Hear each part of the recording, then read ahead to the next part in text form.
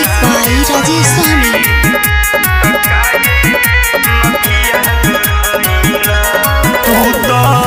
बस गईल जाके परदेश हो कि बोल कहिया तू वही अपना देश हो राजा तू तो बस गईल जाके परदेश हो कि बोल कहिया तू वही अपना देश हो कि राह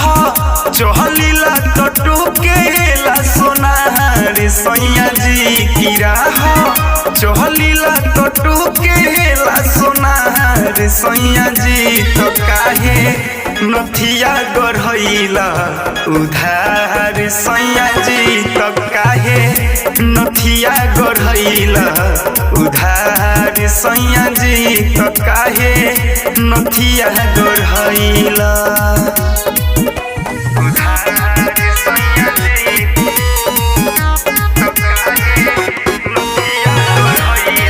रिकॉर्डिंग स्टूडियो फिनहारा बाजार।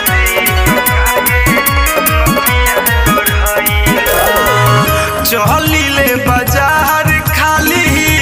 हमारा के छेड़ेला पैसा मांगो तो में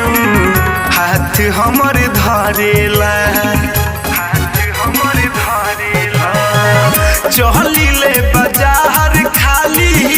हमारा के छेड़ेला आ पैसा मांगो तो में हाथ हमर धरेला कि राह चहलीला तो टोकेला सोनार सैया जी की खीसे दोहरद करेला कपार सैया जी तो काहे नथिया गढ़ैला उधार सैया जी तो काहे नथिया गढ़ैला उधार सैया जी तो काहे नथिया गढ़ैला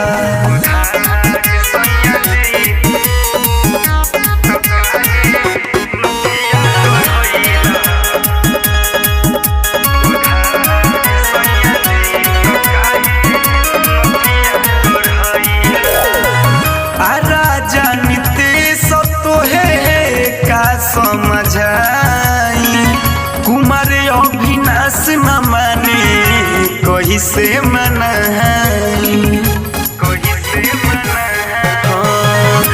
राजा नीतीश तोहे का समझाई कुमार अभिनाश न माने कही से मनाई कि भइल गाँव में पूरा प्रचार सैया जी की राह चहलीला तो टोकेला सोनार सैया जी तो काहे नथिया गढ़ैला उधार सैया जी तो काहे नथिया गढ़ैला उधार सैया जी तो काहे नथिया गढ़ैला। एससीपी रिकॉर्डिंग स्टूडियो फिनहारा बाजार।